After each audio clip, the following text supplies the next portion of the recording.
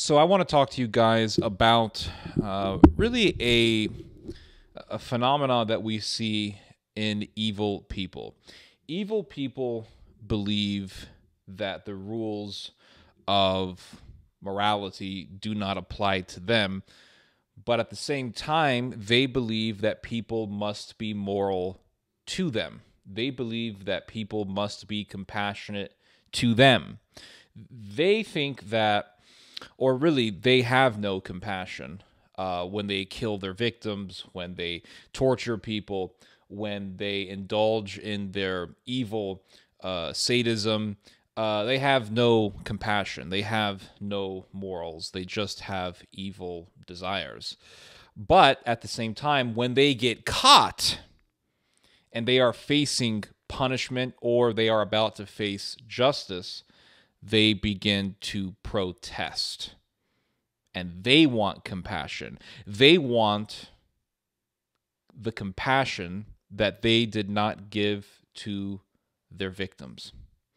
A great example of this is that of Charles Ng. He was an immigrant from Hong Kong, came to the United States, and he came to California, to be specific, and he joined the Marine Corps. He got discharged for stealing automatic weapons, and he ended up becoming friends with a guy by the name of Leonard Lake. Both Lake and Ng had this fantasy of having sex slaves. Keeping women as sex slaves in a bunker where they could rape, torture, and murder them. Leonard Lake was, in fact, a hippie, believe it or not. He was in the military, served 2 tours in Vietnam, and then I think he had some kind of a nervous breakdown, some kind of psychological breakdown of some sort, I don't know.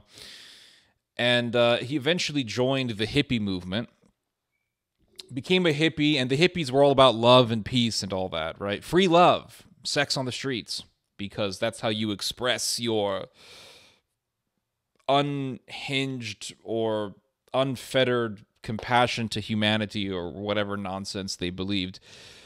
And this hippie would eventually build a bunker in the wilderness of Northern California, in the Bay Area to be specific, because he believed that the end of the world was nigh, and so you had to build a bunker. Initially, he began to build this bunker in some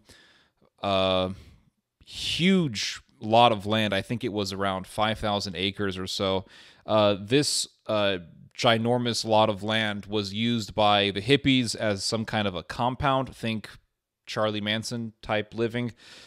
And Lake began to build this bunker on this lot of land, but the owner of the lot realized what was happening, and he stopped.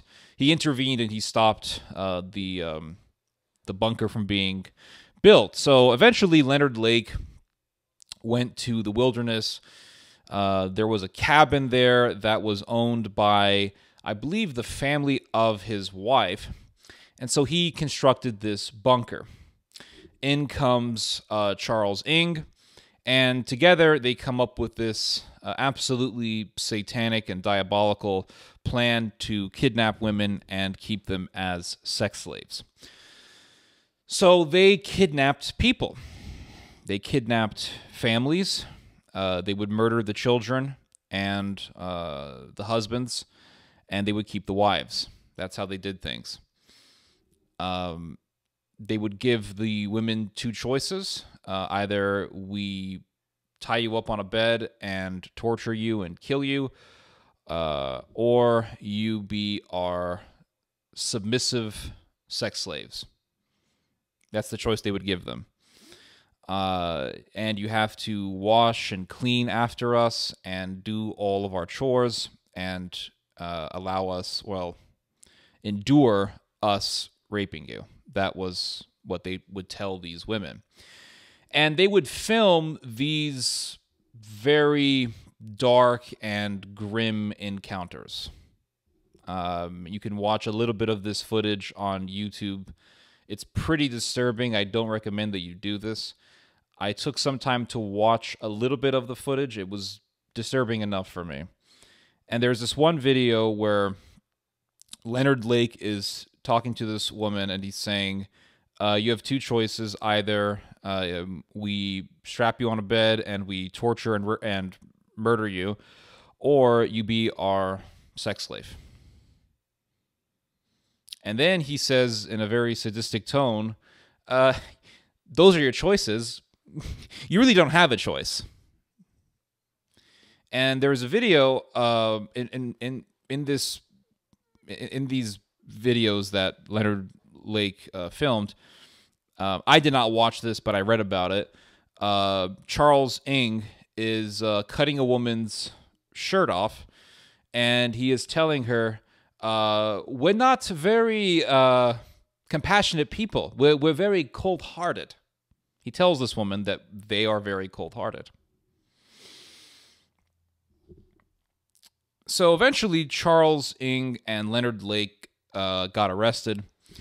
Leonard Lake committed suicide when he was being interrogated. So he was being interrogated by these officers, and he asked for some alone time, to which the interrogators honored this request. They left the room, and Leonard Lake swallowed a cyanide capsule. They tried to get him some medical attention, but nonetheless he died. Charles Ng escaped to Canada. Eventually, he got extradited back to the United States. What's amazing is that Charles Ng tried to stop his extradition. And his defense was that if you allow me being extradited back to the U.S., I will be executed. Because at this time, the state of California still had the death penalty, and Canada did not. And so Charles Ng said, well, if I get extradited, if I get deported back to the U.S., they're going to kill me. And you, as the government of Canada, proud of your opposition to capital punishment, cannot allow this injustice to take place. And believe it or not, there were people within the Canadian government that voted against his extradition. Fortunately, the majority of the voters for this decision wanted him extradited, and so he was deported back to the U.S. Rightfully so. He committed his crimes in the U.S. And he was tried, and he knew that he was going to face capital punishment. He knew that he was going to be sentenced to death. So he began to protest. The man who murdered, who sadistically tortured, raped women, at least 11 women, more than likely more than that, was now protesting and demanding for moral and compassionate treatment for himself. So I want to read to you guys two excerpts from his Wikipedia page, his Wikipedia article.